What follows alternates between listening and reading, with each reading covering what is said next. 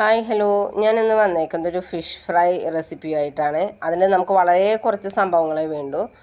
ആദ്യം നമുക്ക് വേണ്ടത് ജിഞ്ചർ ഗാർലിക് പേസ്റ്റാണ്.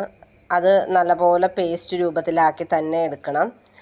ദെൻ നമുക്ക് വേണ്ടത് മുളക് പൊടിയും മഞ്ഞൾപ്പൊടിയുമാണ്. മുളക് പൊടി നമ്മുടെ എരിവിനനുസരിച്ച് എടുക്കാം. മഞ്ഞൾപ്പൊടി 1 ടീസ്പൂൺ. ഞാനിപ്പോൾ മുളക് പൊടി എടുത്തിരിക്കുന്നത് 2 ടീസ്പൂണാണ്.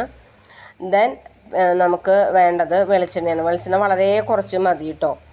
അത് ജസ്റ്റ് ഒരു ലിക്വിഡ് ഫോം ആക്കി എടുക്കാനുള്ള സംഭവങ്ങൾ മാത്രം മതി. അത് കഴിഞ്ഞ് ഞാനിപ്പോൾ മീനിൽ ഉപ്പ് മാത്രമാണ് പുരട്ടി വെച്ചിരിക്കുന്നത്. അത് കഴിഞ്ഞ് നമ്മൾ എടുത്ത് വെച്ചേക്കുന്ന ജിഞ്ചർ ഗാർലിക് പേസ്റ്റ്, പിന്നെ മുളക് പൊടി, മഞ്ഞൾപ്പൊടി, അതൊക്കെ നിങ്ങളുടെ എരിവിനനുസരിച്ച് നിങ്ങൾക്ക് അതിൻ്റെ ക്വാണ്ടിറ്റി നിശ്ചയിക്കാവുന്നതാണ്.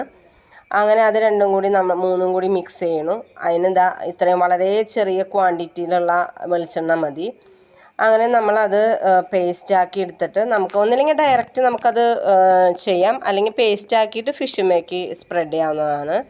ഞാനിപ്പോൾ ഇതുപോലെ പേസ്റ്റാക്കിയിട്ടാണ് മീനുമേക്ക് തേച്ച് പിടിപ്പിക്കുന്നത്. വളരെ കുറച്ച് വെളിച്ചെണ്ണയാട്ടോ വേണ്ടൂ. നമ്മൾ വറക്കുമ്പോഴുള്ള വെളിച്ചെണ്ണയുടെ ക്വാണ്ടിറ്റി ഒന്നും ഇതിന് വേണ്ട. അങ്ങനെ പേസ്റ്റാക്കി എടുത്തതിലേക്ക് ഞാൻ മീൻ ഓരോന്ന് വെച്ചിട്ട് അതുമേക്ക് ആക്കുകയാണ്.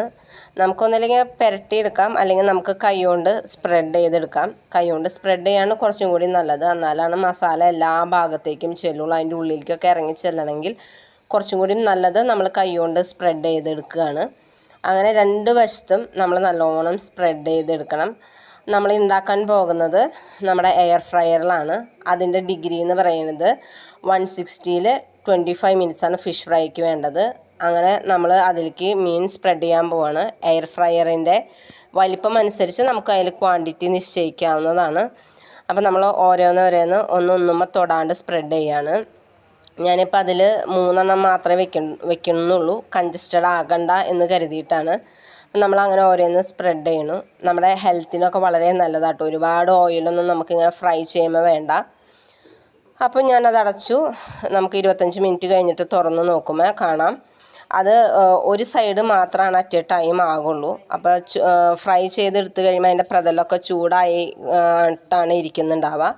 അത് കാരണം തന്നെ നമ്മൾ കയ്യിലോ ഫോർക്കോ അങ്ങനെ എന്തെങ്കിലും വെച്ചിട്ട് വേണം നമ്മളത് മറിച്ചിടാനായിട്ട്. വളരെ സാവധാനം നമുക്ക് മറിച്ചിടാം. ഒട്ടിയൊന്നും പിടിക്കില്ല കേട്ടോ, സ്റ്റിക്കൊന്നും ആവില്ല. നമുക്ക് ഈസി ആയിട്ടത് മറിച്ചിടാവുന്നതേ ഉള്ളൂ.